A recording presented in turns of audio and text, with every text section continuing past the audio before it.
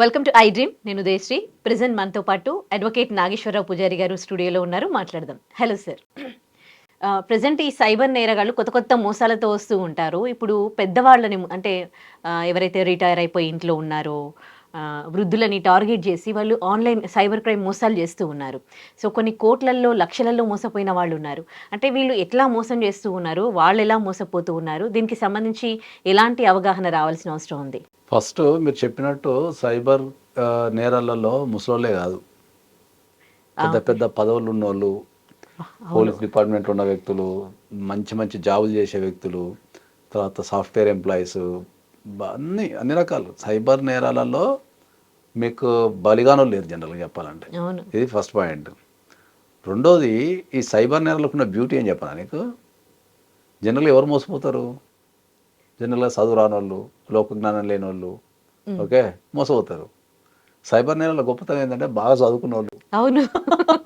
కరెక్టే. బాగా చదువుకున్న వాళ్ళు, ఓకే, తర్వాత సమాజంలో మంచి మంచి హోదాలు ఉన్నోళ్ళు, బాగా డబ్బు ఉన్నోళ్ళు సైబర్ నేరాల్లో మోసపోతుంటారు. నాకు ఆ సైబర్ నేరాలన్నీ అప్పుడప్పుడు చదివినప్పుడు నాకే నవ్వొస్తుంటుంది. అరే ఇంత చదువుకొని ఇంత చేసి లాస్ట్కి వాడోడో ఎక్కడో కూర్చొని పైసలు కోట్ల కోట్లు దొబ్బేస్తుంటే వీళ్ళు ఏం చేస్తున్నారు? అదే కదా. ఆ? అనేది నాకు ఫస్ట్ ఆఫ్ ఆల్ కాన్సెప్ట్ అర్థం కాదు నాకు. ఓకే, అందుకే ఈ సైబర్ నేరాలు అంటే ఏంటంటే ఈ చదువుకున్న వ్యక్తులు ఎక్కువ లాస్ అవుతున్నారు. ఉమ్. ఉమ్. వీళ్ళకి ఏది సైబర్ నేరాలకు ప్రధానమైన పెట్టుబడి ఏందో తెలుసా మీకు? ఉమ్. వాళ్ళ వీక్నెస్ తెలుసుకుంటారా? ఆశ. వీక్నెస్ వేరు, ఆశ వేరు. ఉమ్. సైబర్ నేరాలలో కరెక్ట్. ప్రధానమైన పెట్టుబడి వాళ్ళకి ఆశ. ఓకే. వాళ్ళు ఏంటంటే ఒక 1000 మందిని గాలం వేస్తారు. ఆ 1000 మందిలో ఆశతో ఉన్నాడు ఒకళ్ళు ఇద్దరు దొరికిపోతారు వాళ్ళకి. ఎక్కడో కూర్చొని గాలం వేసేస్తారు వాళ్ళు, ఎక్కడో కూర్చొని గాలం వేసేస్తారు. ఆ డబ్బు ఆశ ఎవరికైతే ఉంటుందో వాళ్ళు దానికి గాలం చిక్తారు. అంతే, సింపుల్. సైబర్ నేరం బారిన పడద్దు అంటే ఆశ ఉండొద్దా? ఆశ ఉండద్దు కాదు, వాడికి ఏదైనా ఇన్స్టెంట్గా నీకు 1,00,00,000 వస్తాయి, లేకపోతే ఇన్స్టెంట్గా 10 లక్షలు వస్తాయి అంటే నా మద్దతు అంతే. ఇన్స్టెంట్గా ఏది రాదు. ఎవడో ఎక్కడో కూర్చొని నువ్వు షేర్లలో ఇన్వెస్ట్మెంట్ పెట్టేసాయి నీకు మస్తు పైసలు వస్తాయని చెప్తారు. వీడు ఫస్ట్ 10,000 వేస్తాడు. 10,000 వేయగానే 10,000 లాభం చూపిస్తాడు సాఫ్ట్వేర్లో, సాఫ్ట్వేర్లో. బా 10,000 వచ్చినా కానీ 1,00,000 ఎత్తాడు. 1,00,000కి 1,00,000 చూపిస్తుంటాయి. తర్వాత ఒక 10 లక్షలు ఎత్తాడు. తర్వాత విడ్రా చేసుకునే రావు పైసలు అవి. కరెక్ట్. అర్థమైందా? విడ్రా చేసుకునే రావు పైసలు అట్లా. లేకపోతే రపకన్నా మీకు బంగారం వచ్చింది, కస్టమ్స్లో ఆగిపోయింది, నువ్వు పైసలు ఇస్తావా, నీకు నువ్వు ఒక ₹1,00,000 ఇస్తే నీకు 10 లక్షలు ఇస్తా అంటారు. సైబర్ నేరాలకు ప్రధానమైన వనరు ఆశనే. కాబట్టి నీకు ఎవరన్నా ఆఫర్ ఇచ్చినప్పుడు, అది ఎక్కడి నుంచైనా కావచ్చు, ఏదన్నా ఆఫర్ ఇచ్చినప్పుడు ఇది ఎంతవరకు మనకు పాసిబిలిటీ ఉంటుంది, దీంట్లో ఇంత సంపాదించవచ్చా అనే అవగాహన ఉండక, అబ్బా మనం 1,00,000 కడితే 10 లక్షలు వస్తాయంటే చమకన కట్టేస్తారు. అసలు వాడు ఎందుకు ఇస్తాడు 10 లక్షలు అన్న ఒక థాట్ రాదు అదే వాళ్ళకి అంటున్నా, ఎందుకు? వాడు ఎవడో తెలియదు, ఎక్కడో కూర్చుంటాడు, ఏదో ఆఫర్ ఇస్తాడు, లేకపోతే నీకు ఏదో జరిగింది అంటాడు, మీ ఇంట్లో పక్కన అదైపోయింది అంటారు, లేకపోతే డిజిటల్ అరెస్ట్ అని ఉంటుంది. ఓకే, నువ్వు ఏదో నేరం చేసినావు అనగానే వాళ్ళు వాళ్ళు ఏం చేస్తారు, ఇదే సింపుల్ లాజిక్. అవును. సైబర్ నేరాలలో ఏముంటుంది అంటే ఏంటంటే ఒక కాన్సెప్ట్ గీస్తారు. సింపుల్ లాజిక్ ఇది. ఒక కాన్సెప్ట్ గీస్తారు. ఆ కాన్సెప్ట్ని ఏం చేస్తారంటే ఎట్ ఏ టైం ఒక 1000 మందికో 2,000 మందికో పంపిస్తారు. ఆ 1000 మంది 2,000 మందిలలో ఆశ ఉన్నోడు కానీ, లేకపోతే ఆ కాన్సెప్ట్కి రిలేటెడ్ ఉన్నాడు కానీ వాళ్ళకు దొరుకుతారు. దొరికినప్పుడు ఏంది, ఆ భయానికి వాళ్ళు ఏం చేస్తారు, వానికి లొంగిపోతారు. ఆశ కన్నా లొంగిపోతారు, భయానికన్నా లొంగిపోతారు. రెండే జరుగుతుంది దీంట్లో. ఓకే, ఆశ అంటే ఏంది, నీకు డబ్బు ఉంది, నీకు నువ్వు 1,00,000 కడితే 10 లక్షలు ఇస్తామో, 20 లక్షలు ఇస్తామో, లేకపోతే బంగారం ఇస్తామో, డాలర్లు మీ అకౌంట్లో పడిపోతాయి అని చెప్పడం ఒక పద్ధతి. ఆశ అంటారు దాన్ని. భయం అంటే ఏంటంటే మనం ఎక్కడో ఒక నేరం చేసి ఉంటాం. ఇప్పుడు నాకు ఎదురైన సంఘటన చెప్తాను, నా జీవితం ఎదురైన సంఘటన చెప్తాను. ఒక తెలిసిన వ్యక్తి ఒక ఒక డ్రగ్స్ కేసులో డ్రగ్స్ వాడుతున్నాడు. ఓకే, ఆల్రెడీ ఒక డ్రగ్స్ కేసులో కన్జ్యూమర్ కింద ఉన్నాడు ఆల్రెడీ. ఓకే, ఆ ఉన్న వ్యక్తికి సడన్గా ఒకరోజు కాల్ వచ్చింది. ఏమని, బాబు నీ ఆధార్ నెంబర్ ఇదేనా, నీ పాన్ కార్డ్ ఇదేనా, నీ పేరు ఇదేనా, నీ అడ్రస్ ఇదేనా అంటే అన్నీ అవును సార్ ఇవన్నీ అన్నారు. నువ్వు ఆల్రెడీ పలానా వ్యక్తి దగ్గర ఒక డ్రగ్స్ కొన్నావు, నీ పేరు ఆల్రెడీ ఒక కేసులో ఇరికి వస్తున్నాడు.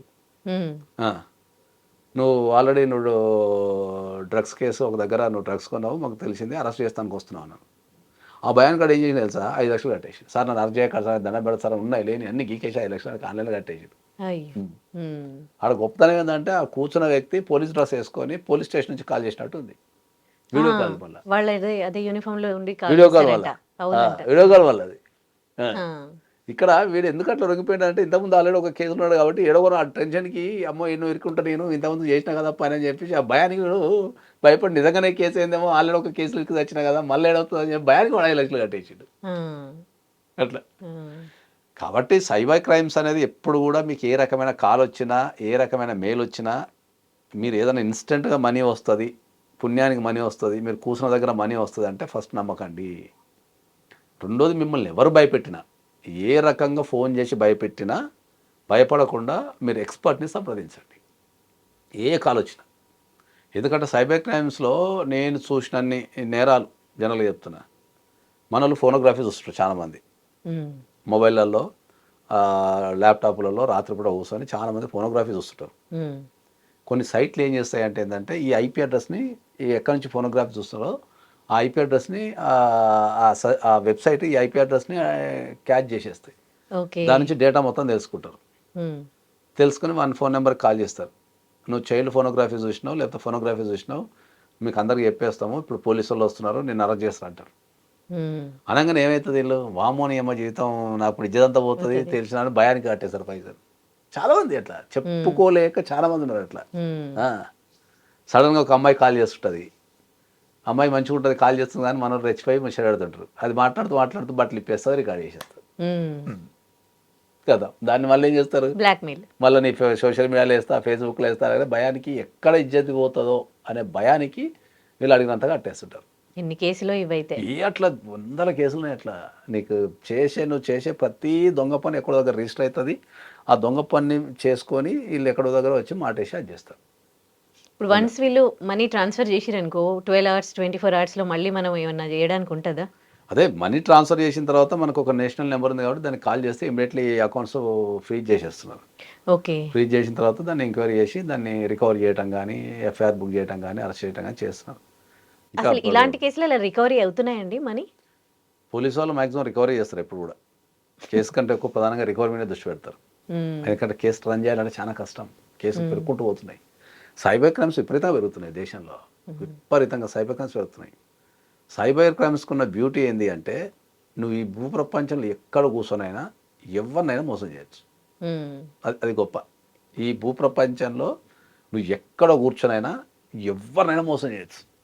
నీకు సైబర్ క్రైమ్స్కి నేషనాలిటీతోని లాంగ్వేజ్తోని ట్రాన్సాక్షన్తోని దేంతో సంబంధం లేదు. నువ్వు అమెరికాలో కూర్చొని ఇండియాని మోసం చేయొచ్చు, అమెరికాలో కూర్చొని ఆస్ట్రేలియా మోసం చేయొచ్చు, అమెరికా కోసం ఆఫ్రికా మోసం చేయొచ్చు. కాబట్టి నేను అందరికీ చెప్పేది ఏంటంటే మీకు ఏ రకమైన కాల్స్ కానీ ఎస్ఎంఎస్లు కానీ వచ్చినప్పుడు దాంట్లో ఉన్న విషయాన్ని ఫస్ట్ ధృవీకరించుకోవడం అంటే ఏంటి అంటే ఇన్స్టెంట్గా మనీ వస్తానో లేకపోతే గోల్డ్ వస్తానో డాలర్స్ వస్తాయనో నువ్వు ఇంత పెట్టుబడితే ఇంత లాభాలు వస్తాయని అన్నప్పుడు దానికి మీకు తెలిసిన సంబంధిత ఎక్స్పర్ట్స్ చేత ధృవీకరించుకోండి ఫస్ట్.